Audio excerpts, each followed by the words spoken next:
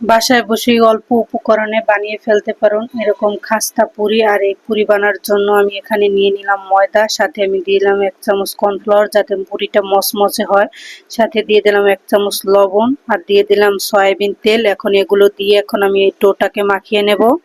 আর ডোটা মাখানোর জন্য কিন্তু ঠান্ডা পানি ব্যবহার করতে হবে, আর ঠান্ডা পানি দিয়ে ব্যবহার করে আমি এই ডোটা মাখিয়ে এরকম কয়েক মিনিটে আমি রেস্টে রেখে দিয়েছি। তারপর ছোট ছোট লেচি কেটে নিয়েছি।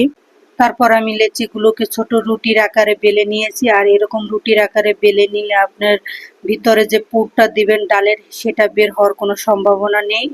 আর ডালের পুরগুলোকে এখন আমি হাত দিয়ে চারোধারে ছড়িয়ে দিয়ে তারপর আমি সবগুলো রুটির উপরে ডালগুলো দিয়ে দিয়েছি। এখন আমি অপর সাইডে যে রুটিগুলো বেলে রেখেছি ওগুলো দিয়ে ঢেকে তারপর হাত দিয়ে চারো সাইড চেপে একদম সুন্দর করে মুখগুলো আটকিয়ে দেব। আর এভাবে ডালের খাস্তা পুরি বানালে আপনার যে ভিতরে পুরটা থাকে সেটা বের হবে না এবং তাড়াতাড়ি ফুলে যাবে, দেখতেও কিন্তু সুন্দর হবে। আর পুরিগুলো আমার বানানো হয়ে গেছে। এখন আমি একটা গরম তেলে ছেড়ে এই যে পুরিগুলো ভেজে আপনাদের দেখাচ্ছি। পুরিগুলো একদম ফুলে টুসটুসে হয়ে গেছে আর একটু পুর বের হয় নাই ভিতর থেকে। আর এভাবে করে আমি সব পুরিগুলো ভেজে নেব।